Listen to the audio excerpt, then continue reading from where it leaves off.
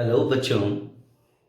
पिछली क्लास में हमने आवेश का मापन पढ़ा था और एक उपकरण का अध्ययन किया था जिसका नाम था स्वर्ण पत्र विद्युतदर्शी।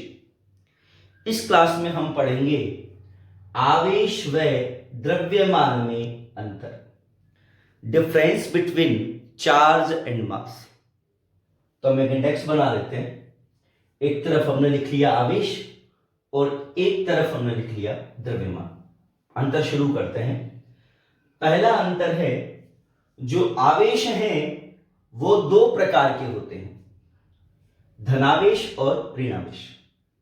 ठीक है, आवेश पॉजिटिव भी होता है और आवेश नेगेटिव भी होता है, लेकिन जो द्रव्यमान है वो सदैव धनात्मक होता है, ऑलवेज पॉजिटिव। आपने ये कभी नहीं सुना होगा कि एक वस्तु का द्रव्यमान माइनस का 2 किलो है, माइनस का 5 किलो है, ऐसा कभी नहीं होता। ठीक है, द्रव्यमान हमेशा पॉजिटिव होता है, लेकिन आवेश पॉजिटिव भी होता है और नेगेटिव भी होता है। अच्छा बेटा, फिर ये जो आवेश है वो एक डिराइव्ड फिजिकल क्वांटिटी है, एक व्युत्पन्न भौतिक राशि है।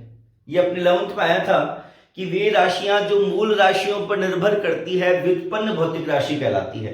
ठीक है, आपको याद हो तो जब हमने आवेश का विमीय सूत्र पढ़ा था तो हमने क्या लिखा था बेटा, विद्युत धारा बराबर आवेश बटे समय।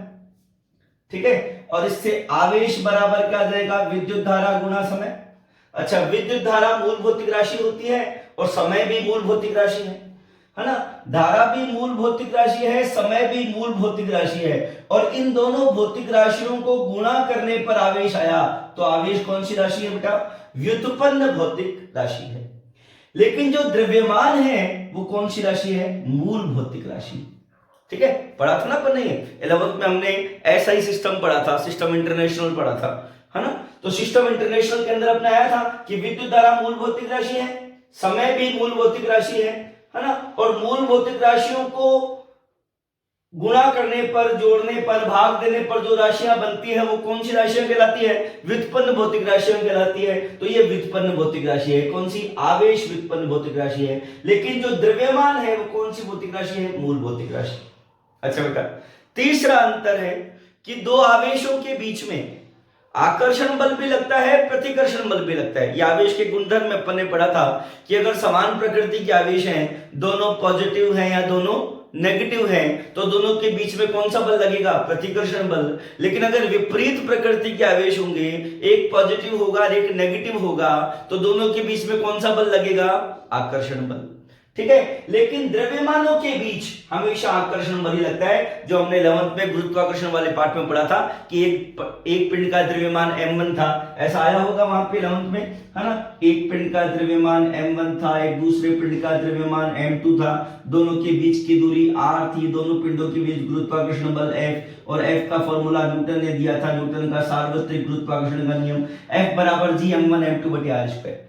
ये जो गुरुत्वाकर्षण बल है इसकी प्रकृति हमेशा कैसी होती है, आकर्षण की। लेकिन आवेशों के बीच में आकर्षण बल भी लगता है, प्रतिकर्षण बल भी लगता है। आकर्षण बल कब लगता है, जब आवेश विपरीत प्रकृति के होते हैं, एक पॉजिटिव होता है और एक नेगेटिव होता है। इस केस में आवेशों के बीच आकर्षण बल लगता है। लेकिन अगर दोनों आवेश समान प्रकृति के हुए, दोनों पॉजिटिव हुए या दोनों नेगेटिव हुए, तो फिर आवेशों के बीच में प्रतिकर्षण बल कार्य करता है। अच्छा बेटा, फिर हमने पढ़ा था कि आवेश क्वांटीकृत होता है। ये अपनाया था कि प्रत्येक वस्तु पर जो आवेश होता है वो इलेक्ट्रॉन पर आवेश के पूर्ण गुणज के तुल्य होता है, Q बराबर प्लस माइनस है ना। और आवेश का क्वांटा कौन है, इलेक्ट्रॉन। जो सबसे छोटा आवेश है वो कौन है, इलेक्ट्रॉन। लेकिन जो द्रव्यमान है ना, उसका क्वांटा हमें अभी तक ज्ञात नहीं है, मतलब द्रव्यमान क्वांटीकृत राशि नहीं है।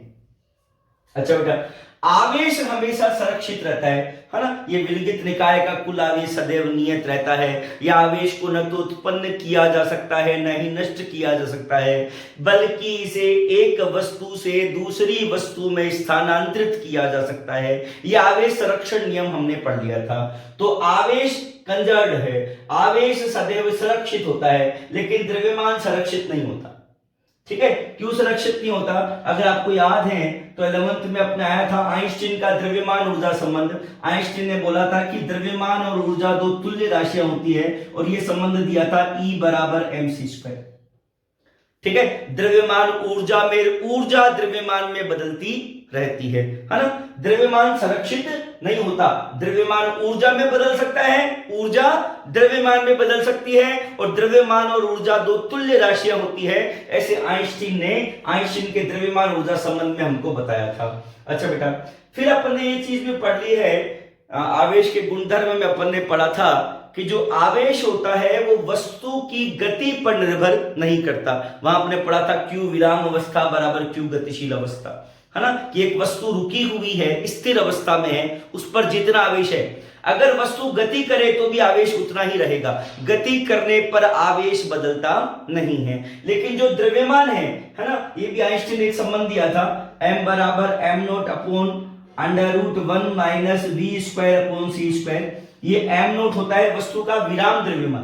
कोई वस्तु रुकी हुई है तो उसका द्रव्यमान कितना है? m0, है ना। c होता है निर्वात में प्रकाश की चाल 3 × 10⁸ मीटर पर सेकंड, और v होता है उस वस्तु की चाल। ठीक है, कि एक वस्तु रुकी हुई है, उसका द्रव्यमान या उसका विराम द्रव्यमान कितना है? m0। और जब ये वस्तु v वेग से गति करने लग जाएगी तो इसका द्रव्यमान m0 से बढ़कर कितना हो जाएगा? m, है ना। इस m को बोलते हैं बेटा गतिक द्रव्यमान। मतलब गति करने पर द्रव्यमान क्या होता है? बढ़ता है, लेकिन गति का आवेश पर कोई प्रभाव नहीं पड़ता है। 7वां पॉइंट। अच्छा बेटा, 7वां पॉइंट क्या बोलता है? आवेश के लिए द्रव्यमान का होना आवश्यक है। और इधर क्या है बेटा? द्रव्यमान के लिए आवेश का होना अनिवार्य नहीं है। कहने का मतलब यह है बेटा कि एक वस्तु को हम आवेश तभी दे सकते हैं जब उसमें द्रव्यमान हो, बिना द्रव्यमान के आवेश नहीं होगा। ठीक है, मतलब आपको देखो ऐसा एग्जांपल मिल सकता है, कि एक वस्तु में द्रव्यमान है लेकिन आवेश 0 है, ये पॉसिबल है। ठीक है, आपको ऐसा एग्जांपल भी मिल सकता है कि एक वस्तु में द्रव्यमान है और उस पर आवेश है, ये भी पॉसिबल है। लेकिन आपको ऐसा कोई भी एग्जांपल नहीं मिलेगा कि एक वस्तु में द्रव्यमान नहीं है लेकिन फिर भी उस पर आवेश है, ये संभव नहीं है। ठीक है, आवेश तभी होगा जब द्रव्यमान होगा, बिना द्रव्यमान के आवेश नहीं होता। ठीक है, इसीलिए कुछ चीजें होती है फिजिक्स में, जैसे फोटोन होता है, न्यूट्रिनो होता है, एंटी न्यूट्रिनो होता है। ये जो फोटोन है, न्यूट्रिनो है, एंटी न्यूट्रिनो है ना, इन सब का विराम द्रव्यमान कितना होता है? 0।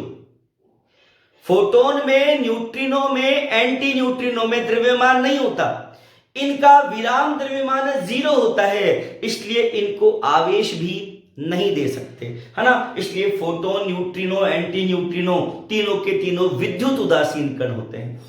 कहने का मतलब आवेश तभी होगा जब वस्तु में द्रव्यमान होगा। हां, लेकिन द्रव्यमान बिना आवेश के भी हो सकता है। ऐसा जरूरी नहीं है कि द्रव्यमान तभी होगा जब आवेश होगा। जैसे अपने पास एक एग्जांपल है न्यूट्रॉन, है ना। न्यूट्रॉन में द्रव्यमान होता है, लगभग प्रोटॉन के बराबर होता है, 1.674 इंटू 10⁻⁻27 किलोग्राम, ये न्यूट्रॉन का द्रव्यमान है। लेकिन हम सब जानते हैं कि न्यूट्रॉन में द्रव्यमान तो है, लेकिन न्यूट्रॉन का आवेश कितना है? 0। मतलब न्यूट्रॉन एक विद्युत उदासीन कण है, द्रव्यमान होते हुए भी उस पर आवेश नहीं है ना। समझ आए बात? ठीक है, आवेश के लिए द्रव्यमान का होना आवश्यक है। आवेश तभी होगा जब द्रव्यमान होगा, है ना। फोटोन है, न्यूट्रिनो है, एंटी न्यूट्रिनो है, ये कण ऐसे हैं जिनका विराम द्रव्यमान कितना है? 0। और विराम द्रव्यमान 0 होने के कारण इनका आवेश भी कितना है? 0। और आवेश 0 होने के कारण ये क्या है? विद्युत उदासीन कण है। हाँ, लेकिन जो द्रव्यमान है ना, वो आवेश के साथ भी हो सकता है ना। द्रव्यमान आवेश के साथ भी हो सकता है, द्रव्यमान आवेश के बिना भी हो सकता है। ठीक है, द्रव्यमान के लिए जरूरी नहीं है कि आवेश हो ही हो। जैसे मैंने एग्जांपल दिया तुमको, न्यूट्रॉन पर आवेश नहीं होता, लेकिन न्यूट्रॉन में द्रव्यमान होता है। अगली क्लास हमारी आवेश की लास्ट क्लास होगी और उसमें हम बात करेंगे आवेश घनत्व के बारे में।